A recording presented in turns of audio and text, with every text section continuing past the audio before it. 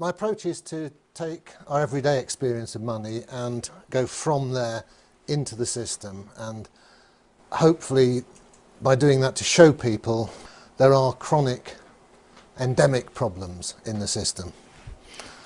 So where does our money come from? That's a good question to start with. And our money is, for all intents and purposes, our medium of exchange. We buy and sell stuff, and we earn it, save it, lend it, and so on. And it comes in two forms as far as we, the users, are concerned. Physical cash, stuff in your pocket, your wallet, still quite widely used for pubs, corner shops, small everyday purchases. However, the business, the economy, is conducted using electronic computer money, the digits that jump from one bank account to another. So stuff is bought and sold and so on. So these money numbers, as we might think of them, these numbers within the bank's computers, are our medium of exchange. It's what we use to run our economy, and in that sense they are our money supply. So the question then arises, how do they come into being? Where do they come from? How do they get into the computers? How do they originate? And most people in this room know the answer to that, but let's have a look. First of all, we need some terminology. We need to start thinking like accountants, and two good concepts we need are assets and liabilities. I find this approach better than thinking of money flows, because that's a bit of an anachronism from when money was stuff and it used to actually physically move. All that changes now are the numbers. Some go up and some go down, and let's see how that works. So assets and liabilities. Well, an asset, in our context, we're talking about monetary assets.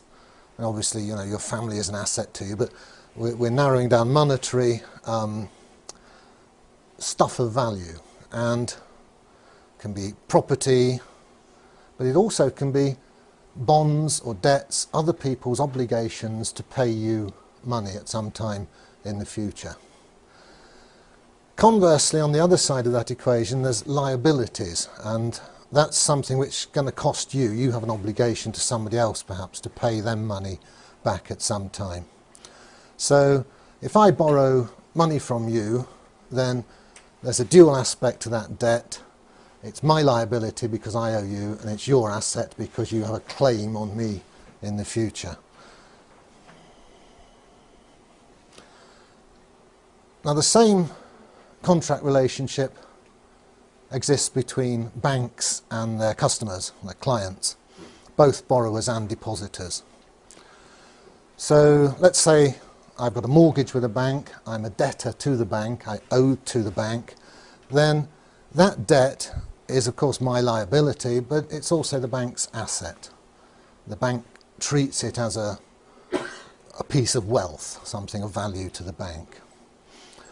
The other side, my money in the bank, you log into your bank account and you maybe have a few hundred, a few thousand there, and you feel good about that, that's my money, there it is. Well, that's not quite how it is. It's again a contract, a debt contract between you and the bank. This time it's the bank's liability. They might need to hand over some real money to you if you come into the bank and demand it, and it's your asset. So because you've put your money in the bank, what's actually gone on in law, in contract, is that you've lent it to the bank. The bank now has use of it. It's not your cash anymore. So try to think in terms of assets, liabilities and contracts between parties.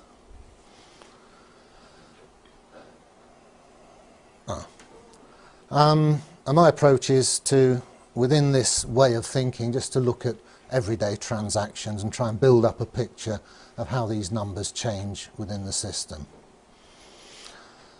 So we look at what's called the bank's balance sheet, and we'll go on to that in the next slide. What is a balance sheet? It's just an accounting convention where you list on one side of the paper, one side of the computer screen, all the assets of an entity, and on the other side all its liabilities. And double entry bookkeeping is a way of maintaining exact balance between these two sides. We'll see that. So then we see how these money numbers change for each basic operation, putting money in, taking it out, transactions, moving it from one account to another. And you can see then from this bottom-up approach, going from the particular to the general, from the detail to the more global picture, that emergent properties of the whole system are revealed as chronic problems. Okay, an initial balance sheet. A bunch of people get together and get hold of a banking license and join the game. This is their initial balance sheet. Their assets start off as all the money that the investors put in as shareholders. That goes to an account at the Bank of England. On the other side of the sheet, this is a little more subtle. This is a liability to the bank as an entity which has a debt to its shareholders. So conceptually you have to separate the shareholders from the entity which is the bank itself. And the initial liability of the bank is what's called the shareholders' capital account. It's how much the bank sort of owes back to the shareholders should it be wound up. So if the bank ceases to exist, the shareholders have this claim on the assets of the bank.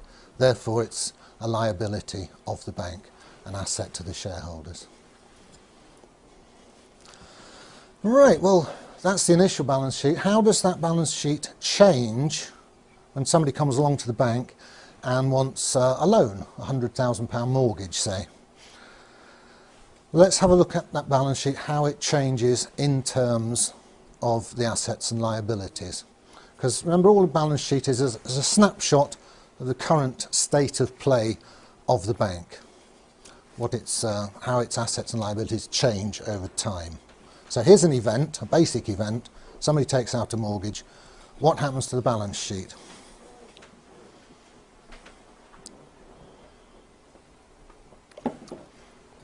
Well, very schematically, this.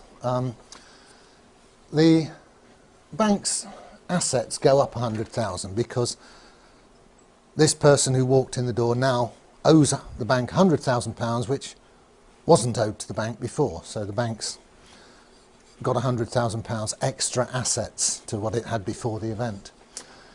How is that balanced? Well, the borrower, the person who took out the loan, has £100,000 in his current account.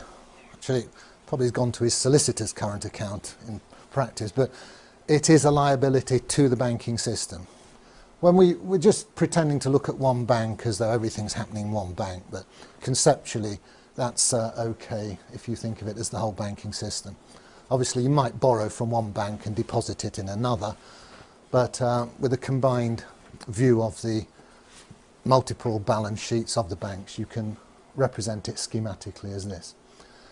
So what's happened here is somebody in the bank has approved a loan and has just typed in £100,000 onto the asset side of the bank's balance sheet, however that's represented in the computers, and has typed in £100,000 into the current account of whoever's going to receive the money.